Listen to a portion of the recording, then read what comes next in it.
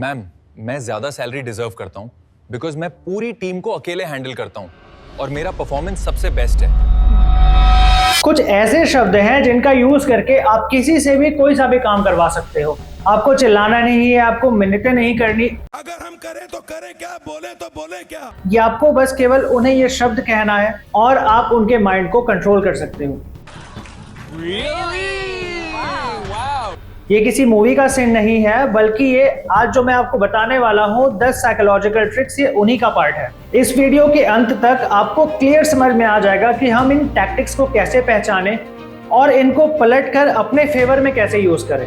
पर स्टार्ट करने के पहले आप प्लीज इस चैनल को सब्सक्राइब कर लीजिए, क्योंकि आप वीडियो एंड तक तो देख लेते हो पर आप चैनल को सब्सक्राइब करना भूल जाते हो। क्या बात है सर, क्या बात है सर, क्या बात, ये बात है। तो चलिए शुरू करते हैं। फर्स्ट नंबर पे आता है द बिकॉज वर्ड।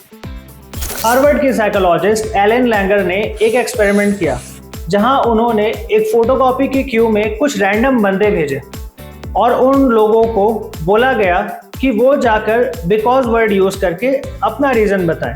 और एक चौंकाने वाला रिजल्ट सामने आया कि 93% लोग जिन्होंने बिकॉज वर्ड के साथ उनका रीजन सुना, उन्होंने पॉजिटिवली रिस्पॉन्ड किया और अपने लाइन में आगे लगवाकर उनको फोटोकॉपी पहले करने का मौका दिया।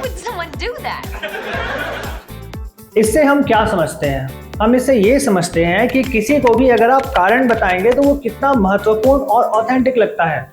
आप इसको यूज करो।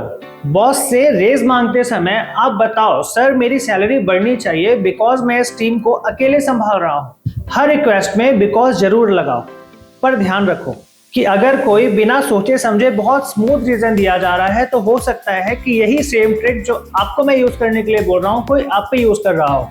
दूसरा है स्कैरसिटी इल्यूजन। जो चीज कम मिल रही हो लोगों को वही सबसे ज्यादा चाहिए। सेल में ओनली 3 लेफ्ट देखकर आप जाके बिना कुछ सोचे समझे फटाक से खरीद लेते हो।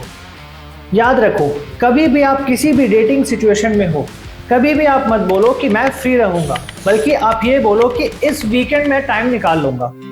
और ध्यान रखो कि अगर अर्जेंसी फेक लगे तो समझ जाओ कि आपके साथ मैनिपुलेशन हो रहा है। तीसरा है पुश एंड पुल टेक्निक। पहले किसी को बहुत ज्यादा अटेंशन दो और फिर एकदम से पुल बैक कर लो। उनका दिमाग डोपामिन से भर जाता है और वो आपके लिए एडिक्टेड हो जाते हैं। जैसे कोई 3 दिन नॉन स्टॉप टेक्स्ट करता है और 2 दिन गायब। इसको ऐसे यूज करो कि आप रिलेशनशिप में किसी को भी रिवॉर्ड दे रहे हो और फिर आप एकदम से विड्रॉ कर लो, वो आपके पीछे आएगा। चौथा है सबल मिररिंग करो। दूसरे लोगों की टोन, ब्रीदिंग, बॉडी लैंग्वेज सब ध्यान से कॉपी करो। ऐसा करने पर उनका दिमाग सोचता है ये तो मेरे ही जैसा है और ट्रस्ट तुरंत बन जाता है। पांचवा है रेसिप्रोसिटी ट्रैप। पहले आप कोई एक छोटा फेवर दो, फिर आप किसी से बड़ा फेवर मांग लो। लोगों को फेवर रिटर्न करने की मजबूरी होती है। आपको किसी से कुछ काम निकलवाना है, उसको कॉफी पिलाओ और आप काम निकलवा लो। पर एक चीज ध्यान रखना कि अगर कोई आपके ऊपर अनवांटेड फेवर किया जा रहा है तो भाई बच जाओ। हो सकता है कि वो आपसे किसी बड़े फेवर की उम्मीद में हो। छठा है फुट इन द डोर। पहले आप एक छोटा सा यस हासिल करो, फिर आपको बड़ा यस आसानी से मिल जाएगा। अगर आप किसी को भी पहले छोटी बात पे एग्री करवाते हो तो बड़ी बात पे एग्रीमेंट का चांस बढ़ जाता है। और हाँ, आप जरा ध्यान रखना कि अगर किसी के भी रिक्वेस्ट छोटे से बड़े होते जा रहे हैं तो आप खुद ट्रैप में फंस रहे हो, उस जगह से निकल लो। सातवां है फेक अथॉरिटी हैक। सूट पहन लो और कॉन्फिडेंट टोन में बात करो, लोग तुम्हें ब्लाइंडली फॉलो करने लगेंगे।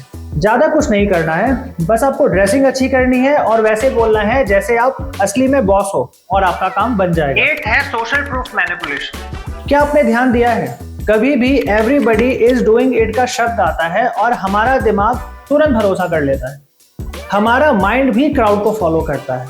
जब भी कुछ बेचो आप हमेशा बोलो ज्यादा से ज्यादा लोगों ने खरीद लिया है, अब तो बस इतने ही पीसेस बचे हैं। फिर आप देखो वो आपके बचे हुए पीसेस कितने जल्दी निकल जाएंगे। 9th है इमोशनल एंकरिंग। पहले एक बहुत बड़ा नंबर बोलो, फिर उसके बाद आप अपना एक्चुअल नंबर बोलो। आप ध्यान देना कि उस बड़े नंबर के सामने आपका एक्चुअल नंबर अपने आप रीजनेबल लगने लगेगा। कभी भी नेगोशिएशन में पहले हमेशा बड़ा ही फेंको और फिर अपना रियल डील पेश करो। हमेशा ध्यान रखना कि पहले जो बड़ा नंबर आता है वो ज्यादातर फेक ही होता है। 10th है स्ट्रेटेजिक साइलेंस। अगर आपको लग रहा है कि आपको रिलेशनशिप में अटेंशन चाहिए तो जब सब कुछ परफेक्ट चल रहा हो, 1-2 दिन के लिए आप साइलेंट हो जाओ। उनका दिमाग ओवर थिंकिंग करेगा और वो खुद ब खुद ही आपको चेस करेगी। तो ये थी 10 रूथलेस डार्क साइकोलॉजिकल टैक्टिक्स। पर एक चीज हमेशा याद रखना कि पावर के साथ रिस्पॉन्सिबिलिटी भी आती है। पहले आप इन ट्रिक्स को खुद को सेव करने के लिए यूज करो, फिर उसके बाद आप किसी पे यूज करना। ये आप अपने उस फ्रेंड को भेजो जो बहुत जल्दी ही किसी के झांसे में आ जाता है। तो आप लाइक करो अगर आपको अगला पार्ट चाहिए, और सब्सक्राइब करके बेल आइकन दबा देना ताकि मैं जब अगला सीक्रेट डालूं तो आपको वीडियो का नोटिफिकेशन आ जाए। और हाँ, हमेशा याद रखो, stay dangerous but stay smart.